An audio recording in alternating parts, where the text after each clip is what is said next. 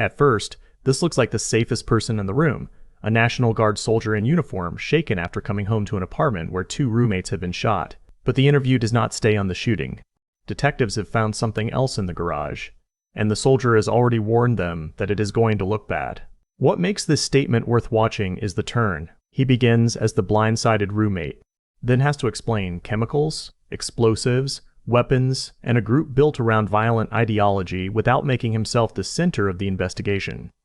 The reason I'm going to read these to you is because what we're going to talk about, aside from my interest in what happened today to, in your condo to at least one of your friends, or at least one of your roommates, and we touched on this, there's some other things that we've come across in the apartment, specifically some materials in there that are a little iffy, little beyond my comprehension at this point. Yes, sir. But what's been brought to my attention by the people that do know, and you even mentioned it when we were first making some statements out there, that it's going to look bad. Yeah. Well, to the guys that know this stuff are telling me, yeah, it potentially looks bad. So for your protection, I'm going to read you your rights, just so you know that if this stuff turns out to be a little funky, that you're being made aware of all this stuff up front, okay? Yeah. Because it sounds like you're the man that knows this stuff a hell of a lot better than I do. I mean, I love science. Right, but I don't. I hate science, man. All right, I love baseball, so so me having some baseballs in my house and a mitt and occasional baseball bat, no one's gonna look twice at that. You, on the other hand, all right, having materials, chemicals and things in your house, that's a little different. Okay. The detective's first move is not to accuse him. He lowers the threat. He says this may be a hobby. He says the specialist knows more than he does, and he gives the soldier room to sound like the expert. That matters because the subject's safest lane is now obvious. If this is science, he can explain it. If it is evidence, every explanation creates a record. You're not being charged with any crime. You understand that? Okay, you're not under arrest. You're not. Okay, I want you to be clear on that. Just trying to clear concerns up. I am trying. Yes, I'm trying to investigate the homicide that occurred inside your condominium earlier. Okay, but again, going back to what we just touched on, during the course of that investigation, we've uncovered some things, which you alluded to as maybe a hobby. We've uncovered some things that may potentially be a crime. I don't know. Okay. All right. So for that reason, we're going to go through this. Yes, sir. Okay, but I want you to be clear on this, that you haven't been charged with anything, because again, I wouldn't even know what to charge you with based on what is in there, because I don't know what's in there. All right, that's still being investigated. All right, am I explaining that? Yeah, and this is our chance to get your side of the story, Brandon. So we'd like to talk to you. If you don't want to talk to us, you can leave. But this is what we always like to get it. But we have to do this. It's just like you're saying. It's on the TV shows. We have to advise you of your rights as part of our policy. Yeah. So we can get your side of the story. Because we've heard one side already. So we want to get another side, your side. Okay. Do you have any questions about any of that? Any concerns about any of that? No. Okay. We'll read this, and this might clear some things up with you. If you have any questions, by all means, ask me. This says you have the right to remain silent. Do you know what that means? That is. Well, I mean, if you don't, I'll try to explain it better. Okay, you don't have to talk. You have the right to not say a thing to us. Mm-hmm. Okay, does that make more sense? Yeah. If you give up the right to remain silent, anything you say can be used against you in court. Do you understand that part? Yeah. Do you? I mean, I guess. well, I mean, what does that mean to you? Like if you use what I say to the court and whatever did put me in jail or something. No, go along with the first one. You don't have to talk to us. Mm-hmm. If you decide to talk to us, anything we talk about is on the record, which means anything you say could be used against you if you are later charged with a crime for any reason. Okay? Well, am I supposed to have like a lawyer or something? That's we'll get into that. Yeah, if you want one, you can have one. That brings us to this one. You have the right to consult with an attorney before you make a statement or answer any question, and the right to have an attorney present during questioning.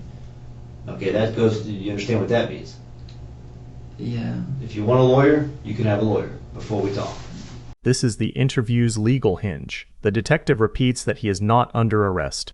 But the warning is still there because the room has two investigations sitting on top of each other: the killings inside the apartment and the dangerous materials found while police were there.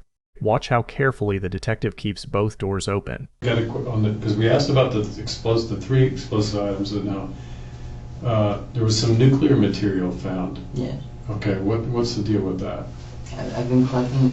You can collect that you can go on eBay and buy it. Oh, I know, but what did you buy, and what do you have? Thorium. Thorium. Okay. And where'd you get it? eBay. Okay, eBay. Years ago when I was like 10th grade. And then how much do you have? Less than a kilogram. Less than a kilogram? It's not illegal. Oh, I know. No. It's But we just need to ask what's going on. of course this. Look, you had two guys just got murdered in your apartment, and we found all this other stuff in there. So we don't. That's why we're asking. We want to get your side of the story as to what happened. So, but we're not. I'm not accusing you of anything. We just want to find out what's going on in that house. Okay.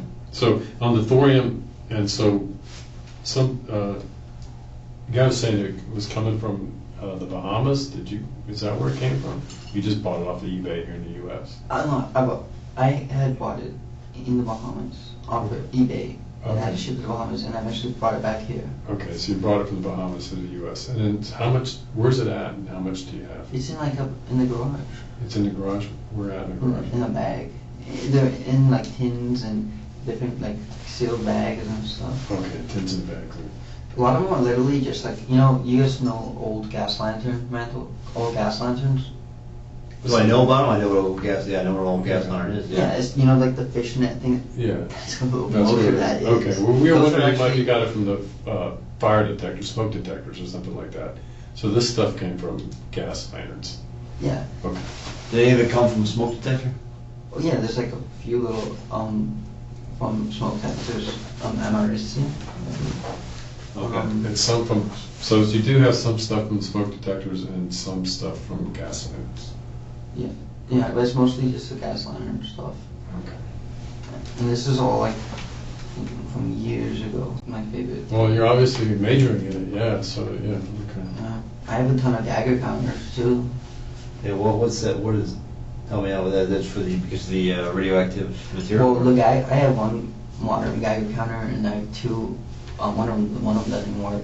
Two like Geiger counters from like the Cold War era. Did you get them off of eBay, like surplus stuff? Yeah. That's kind of cool. Yeah. Like, so is it military grade stuff, or is it?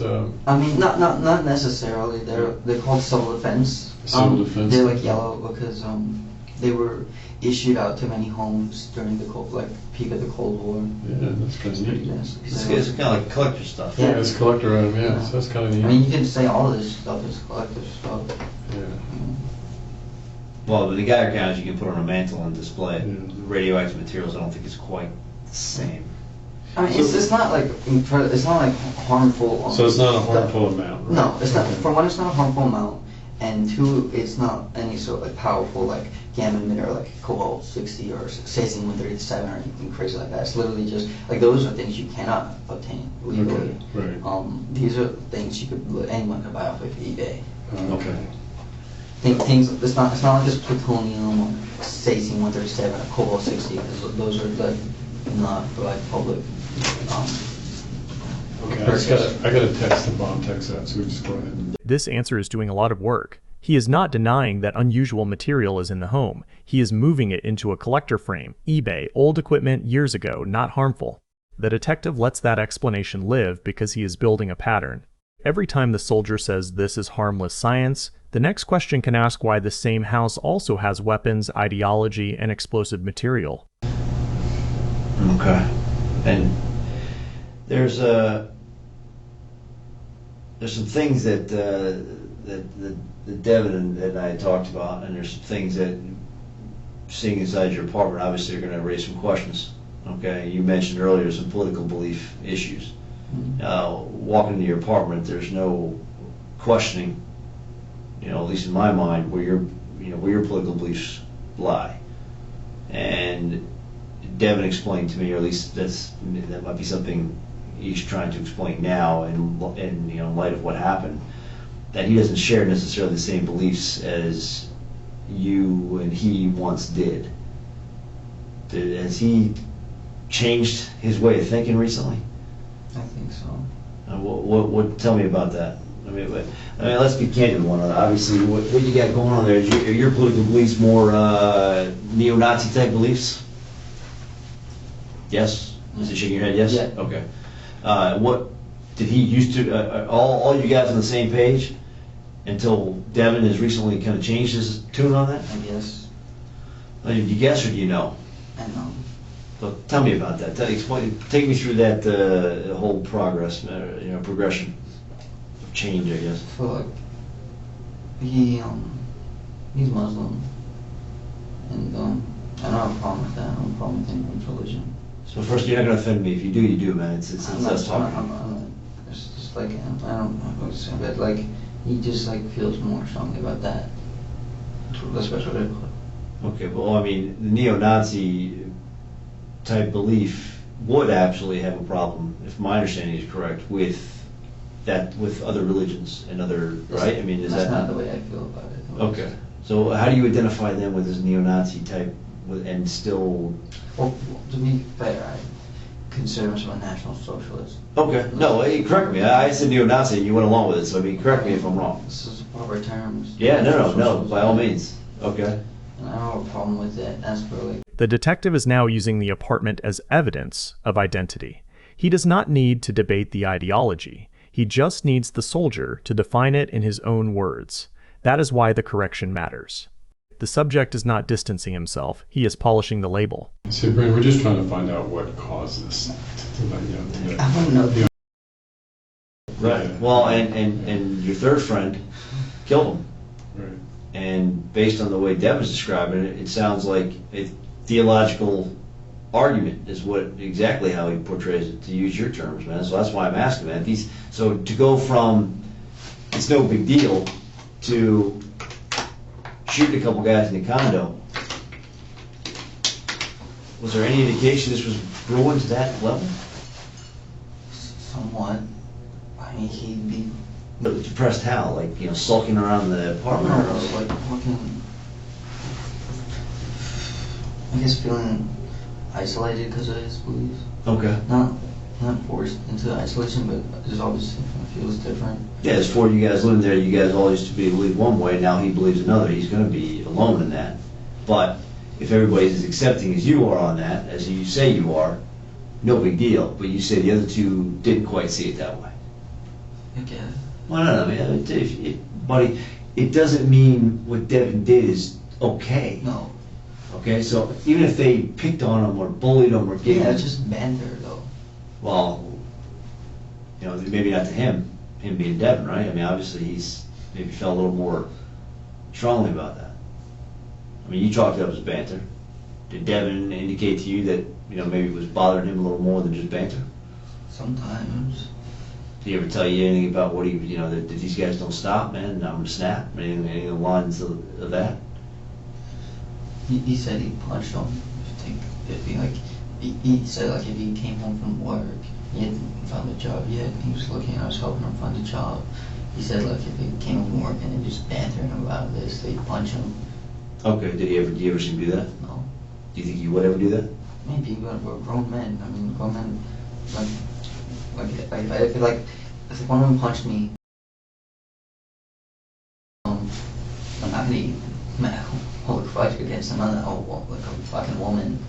Yeah, well, I mean, one grown man punched another grown man, it's going to lead to a fight, I would imagine. If another grown man punched me over an argument, it's probably going to lead to me throwing a punch Yeah, that way. of course, Right. of course. So I'm not just going to turn the But other you're cheek not and say, going oh, my to bad. kill somebody over it. That's Yeah. what you're saying. That's what you're trying to say, right? What? It doesn't mean you wouldn't kill somebody for that, right? For what? For punching you. Punching you. You would just No. punch him back, right? Yeah. But in this particular case, do you get the impression that maybe Devin was, I don't know, I'm not giving him any justification here, so I don't want you to think that, but I mean, do you think Devin was in a position where he was feeling like, I'm outnumbered here? I'm being picked on by three guys just because I've changed the way my thinking is, and then we're supposed to be friends. You think is that the way he was going, or do you think there's something more to that? I get it. This is a hard section because the emotion is real and the facts are horrific. But the detective is doing two things at once. He acknowledges the grief, then uses the surviving roommate's version to test whether the household had pressure underneath the surface. The key phrase is not about guilt. It is about whether everyone in that apartment really felt safe. If that's been going on, and that's been, because today it sounds like you were away at drill. And between three guys that you were telling me, we're all cool, man, we're all friends. I don't know how it goes from we're all cool, we're all friends, I know. to two guys My being friends are dead now. shot dead in your condo. I mean, so either there's been something brewing there, and you just like, man, yeah, I should have seen it, or maybe I should, I understand that. That's natural. Okay, nothing you could have done. But this is all on Devin. Devin made this decision for whatever reason. Devin did this. Okay, and to his credit, he owned up to it. He's not denying it. All right, now he's giving explanations to why he did it. Now I'm just trying to learn from you. Is he just blowing smoke up my ass because he's trying to make himself feel better about it, or is there some truth to the fact that, you know what? Maybe we've been riding a little hard. Maybe these two guys in particular have been, it justifies a punch in the face, maybe. It justifies in him packing his stuff up and leaving. It does not justify him in murdering. All right? So don't get me wrong. Despite your answer, it's not going to change the fact that what he did was absolutely over the top and out of line. Okay? I want to be very clear about that, man. Yeah. But do you think over the last, since these guys have moved Yes. There have been some quarrels, but nothing that I would ever have assumed would amount to something like this happening. in? Okay. Tell me about the quarrels. Who are the quarrels? Just like I said earlier, just like, banter. Between those three or all of you? Oh, busting each other's balls, like calling Jeremy a fat ass, like.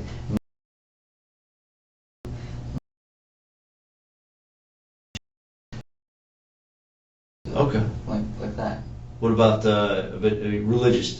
Some things are just off limits to some people. All right, you don't talk about somebody's kids, you don't talk about somebody's wife, you don't talk about somebody's religion. There's politics. I mean, there's certain things to certain people that are off limits. Yeah. Is religion off limits to you guys when you banter and joke around with each other? Yeah, usually. I mean, like not sometimes. Like yeah, within reason. Okay. What do you think is going over the top as far as because you three guys are all aligned in one way, and now you got Devin who's kind of strayed or changed his philosophies. Do you think he takes a little more of a hit on that? Hit on what? On his religious beliefs? Oh, yeah, he's a man from religion, I guess. How does he react to that? Does he seem to get more, is he more sensitive about that? Yeah. Do you guys ease up, or is it just, as some guys do, man, that you find the weak spot, you keep punching? I guess they did that a lot.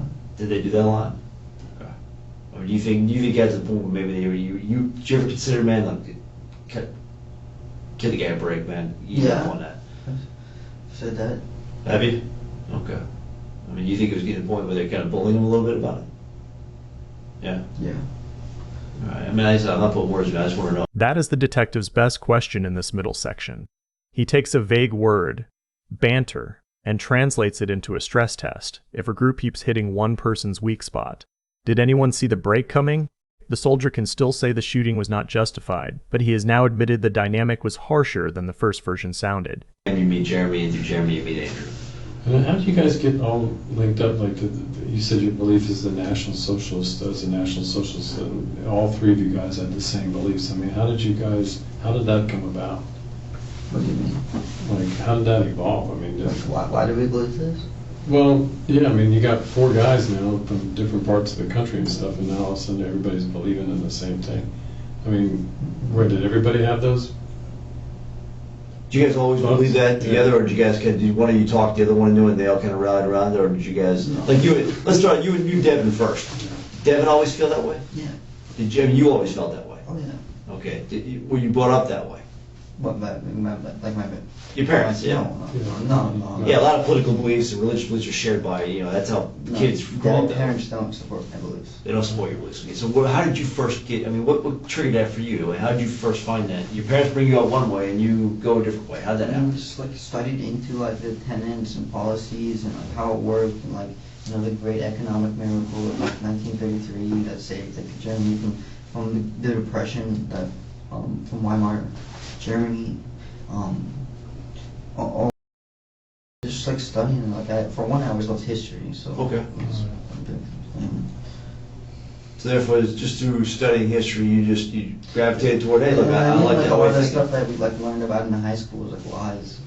it's just like blatant. Like why is there always just only one side of this story that told to me? It's just like evil, murder, like why don't I learn like what like they actually did?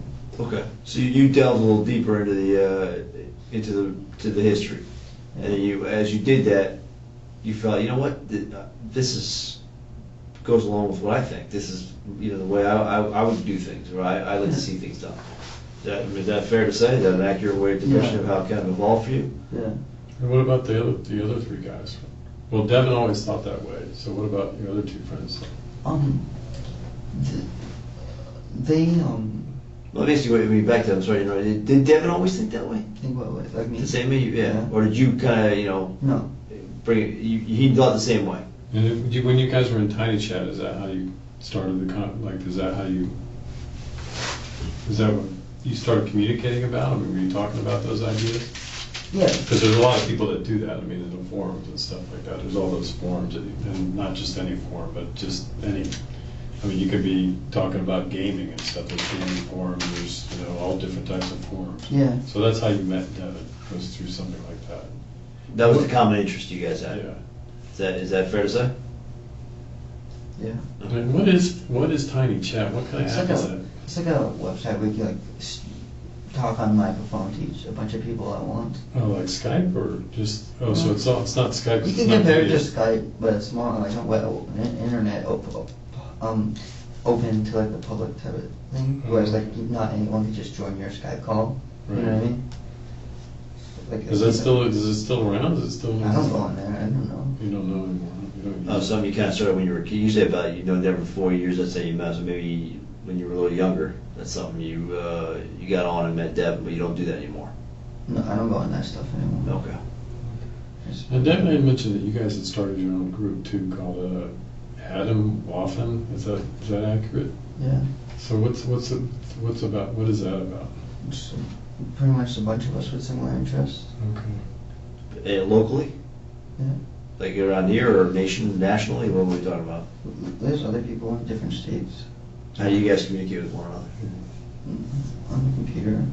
Say it's not through Tiny Chat though. So it's like that's like Skype, or how do you get, or just emails? Just like newsletters or emails, like stuff like that. I mean, how do you guys? Skype. So you Skype on that, okay.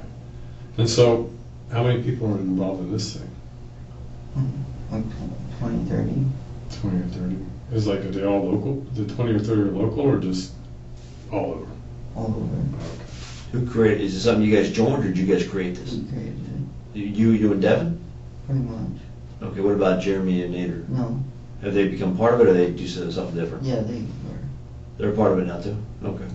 And so, what is Adam Waffen? Like, is it a political organization, or is it just like a club, or Pretty much like a club. more like a club? Okay. Now the interview widens. The detective is no longer only mapping roommates. He is mapping recruitment, where they met, who shared the belief, how many people were connected, and who created the group. For a viewer, this is where the case stops feeling like one apartment and starts feeling like a network. The swastika flags and stuff like that. Things Yeah. like that. So you have like Timothy McVeigh poster and stuff like that. Yeah. And so Devin had said that you admired that guy. Can you explain about that a little bit? Like, he's just like someone who just, I don't know. Some people would look at him as a domestic terrorist. Yeah. Murderer. So we're kind of concerned, Brandon, because we find this other stuff in your house. Yeah. Okay. And we see posters like that and all the memorabilia that we have. And we just kind of want you to explain as to what were you doing with that stuff? What are you planning to do? I don't plan to do anything. Just plan to go back to school, get my business degree, hopefully, because I couldn't make the cut through nuclear physics. Wanted to become a sergeant. The posters and symbols matter because they give the detective a bridge from belief to risk. He is not asking, do you have offensive things? He is asking the more dangerous question, what were you planning to do? That is a different frame, and it points directly back to the garage. That's good. Now, there was a device in a bag that was by the door, I think, that had a fuse coming out of it that was like a car. Yeah, I haven't seen it.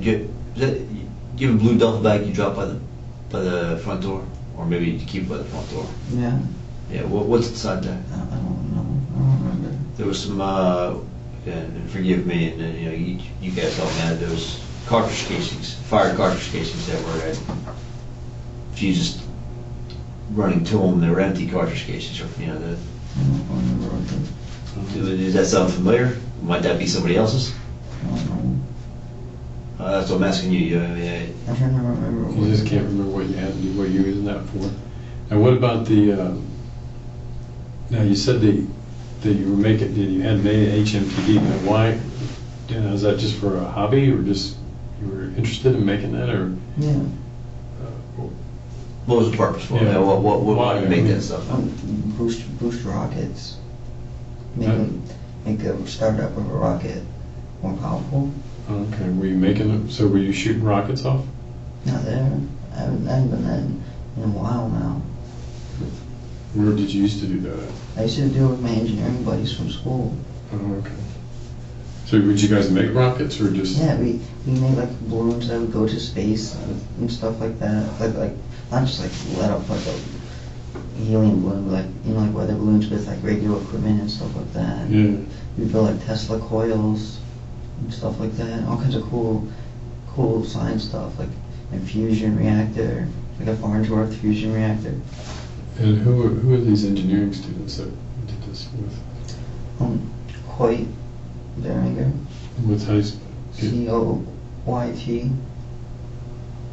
Coit, what's his high school's last name? I don't know. Behringer, you said? Yeah. Berringer, something like that. BA. Where'd you go to school with them at? USF. At USF? So this was all at USF? The engineering buddies you're talking about are USF students? Yeah. Okay. Were you like an engineering club or anything that Yeah. did this stuff? Yes. What's the name of the club? X Labs. X Labs? Just an EX Labs? Mm-hmm. Okay. Oh, with EX or with an X? X. The letter X and X. Labs. Okay. Is something recognized by USF, or is this kind of like a little underground club? Or? No, it's recognized by USF. Okay. So when were you doing this? How many years ago? Throughout my college career. Okay, so how many years are we going back? 2013. 2013?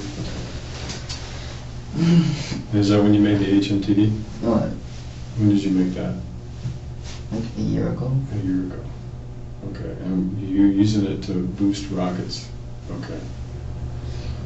All right. Somebody told me this. I mean, I said, and again, educate me on this stuff, man. It's not exactly the most stable materials. Is that accurate, or do you see it different? Yeah, but it's a decomposed amount. Like that only lasts like a month. Yeah, okay. Oh, it degrades Yeah. quickly like that? So the stuff you have has been there for a year? That stuff is, what, is garbage? I mean, I is, think so. when was the last time you, I don't know, checked on it, or A long time. I don't know. just stored it away and that was it? Pretty much. What about the potassium chloride? That's for rocket fuel. Rocket fuel Yeah. too? Okay. Yeah, you can fuck like this all up on Oh, yeah, no, I'm not, no, I'm just want to get it again. Yeah, I mean, until sitting here talking to you, and this is not meant to offend you, but I got no interest in that at all. If I'm looking up anything on the internet, it's not that. It's because it's not my thing. All right, I'm looking up, like I said, I'm a baseball guy. I'm looking up the Philly score. I'm looking up stats. I'm looking at what's going on. Who's the upcoming pitcher? That's my thing. So I'm asking these questions. It's more educational for me. So if it seems a little ridiculous or stupid, I apologize. I don't know enough about it. So rocket fuel, okay, but are there any rockets in your apartment? No. That's like, wouldn't there be rockets if you have rocket fuel, or am I overthinking this? You'd want to put them in it when you're going to launch them, so you don't prematurely launch a rocket or anything. You know, that's not safe. But is it, I mean, for this kind of hobby, would one have model rockets or these type of rockets in the house, like fuselages and things that are like ready to go? You can have a few cardboard tubes, because you can literally just put them in, because you can literally put fins on a toilet paper roll to shoot it up into there. And then you don't need a whole bunch of fancy stuff to. And how would you, I mean, you put rocket fuel into toilet paper too? So if you put out like a toilet paper tube or a piece of PVC and put fins on it, it should be able to sustain the fuel to launch into the air. Okay. And how do you go about doing that? What So basically, if you wanted to build a rocket with that fuel I have, you would put, let's say we're using PVC. Okay. You would put, like, you get PVC, and you put the fuel in it, and then you drill a hole, because in the hole in the middle is where it will burn outwards to the exterior, and depending on, like, the shape of that hole, it could be a star for more surface area to burn faster, to get more miles per hour. Yeah, like, you can do simple things like that. You don't need some big old, like, Well, why did you keep it so long in the cooler? Didn't know what to do with it. Okay. is that something you have to properly dispose of? Is that why, or is that something you can just run down the garbage disposal? I mean, how does it work? I don't know. And when you made it, how'd you get the chemicals to make it? On the internet. You just got it on the internet. And when you bought this stuff, how'd you do it? What did you say? You just. I mean, sometimes some companies are reluctant to sell certain chemicals and stuff for certain things. So This is all like, anyone can own it, those things. I know. Okay, so would you say you were an engineering student? Is that why you're buying it, or were there any questions raised when you ordered these chemicals? No questions raised. Okay, you just bought them. Which service did you use? Amazon. Amazon. Okay, bought it on all of them off of Amazon. It was a long time ago. Okay. Now, what about those smoke grenades? The homemade smoke grenades. I wanted to test it out, but like in the forest or something. Okay. But it was cool because it's pretty much like a rocket that doesn't move, like in the terms of the way it's made. Right. Okay. 'Cause it's the same fuel, Just but with burns sugar. off. But with sugar. This is the most important explanation in the statement. He keeps trying to make the material sound like old school projects, rockets, weather balloons, clubs, Amazon orders. The detective keeps translating that into practical questions. What was made? Where was it stored? What fuel was there? And how would someone use it? Just have a good Pretty time. much just us. Now, the atom waffen, what does that mean in English? What's the translation? Nuclear. Nuclear? Nuclear what? Nuclear weapons. Nuclear weapons. Okay. Teenage, like it used to be edgy name. Who came up with it? Me, Okay. Now, How long's it been around? like a few years now. Okay. Brandon, now, you heard the detective, he's talking about search warrants, and he's got search warrants for the apartments, for your condo and for the computers. Is there going to be anything that we find when we go into computers that you want to tell us about now, just in case, to explain something? Because they're going to be looking at chat messages and things, whatever's stored on that computer, it's going to get turned over to the FBI, and they're going to go do whatever the lab does to recover everything. I don't know, I've said a lot of things on the internet. No, I mean specifically, listen. I mean, Like what kind of things? threats. Have you made threats to anybody? Have you voiced your opinion that you wish a certain group of people would be targeted with violence? No. I mean, because you say no, but if we come up with it, then it means you're hiding something for a reason. I mean, if you did, you did, man. I mean, we all speak out of turn every once in a while. If you're in a group where you think no one else is going to find it, I mean, you don't expect one day that you're going to come home and one of your friends would have killed the other two friends, and now all this stuff's going to be exposed to the world. But that's what's happened, and now that it's out there, it's going to be out there. What do we expect to find out? Are we going to have a different opinion of you when we start looking through all this stuff? I mean, right now you're portraying yourself to be just kind of a kid, man, just doing kid stuff, man. It's all fun, it's all silly, but it's kind of a, we got this, socialist idealism that we got going here, but it's just us. It's our beliefs, and I believe in that, but there's no harm to this, man. I let everybody live their life however they want to live it. That's how you're portraying yourself. You're just a kid knuckleheading around with some other kids. But if we go in that computer, okay, or wherever, or we start asking other people, and we find out that you are spearheading or trying to spearhead a movement to take down the U.S. government a la Timothy McVeigh, well, then there's a problem. I mean, you understand what that's going to mean for you, what's going to mean for your military career. It's not good. Okay? I mean, potential charges, criminal charges, federal charges.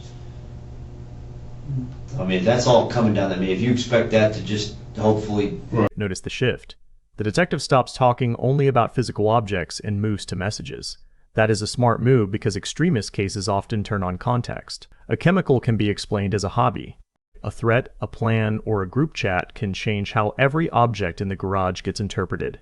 We can do our best to research that, but once we're able to get into your condo, I said the only thing that's holding that up right now is obviously the concern over the removal of certain things that are deemed hazardous or explosive, potentially explosive.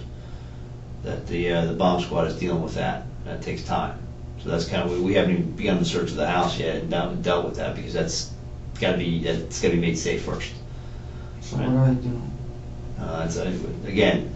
Well, can you guys give a ride? Well, Give her a ride. he can give you a ride back to your condo. Yeah, you can hang out, but you can't go inside. You'd be sitting outside, which so I'm not I sure. don't want to be there. No, I But can. you have your car. I mean, you have your vehicle. You could. Yeah, your car's here, right? Your car's there, isn't it? Your car's there, right? I mean, we can take you back to your car, and then you can go wherever you want to go in your car at that point. I mean, you're free to go. Come and go as you please. That last line explains why the interview never really returns to normal. He may be free to walk out of the room, but his apartment is not just a scene anymore. The bomb squad has to make it safe before investigators can even search it. In other words, the thing he called science has become the reason nobody can go back inside. After this statement, the 2017 case moved into federal explosives charges. The soldier pleaded guilty to possessing an unregistered destructive device and unlawful storage of explosive material, and in January 2018 he was sentenced to 5 years in federal prison. Years later, prosecutors brought a separate Maryland case involving a plot to attack electrical substations. In 2025, a federal jury found him guilty of conspiracy to damage an energy facility, and he was sentenced to 20 years in federal prison followed by lifetime supervised release. The surviving roommate who admitted the shootings later pleaded guilty in the killings and agreed to a 45-year sentence. The interview matters because the detective saw the central problem early. The safest story was that everything was just science, but the house around that story kept pointing in a much darker direction.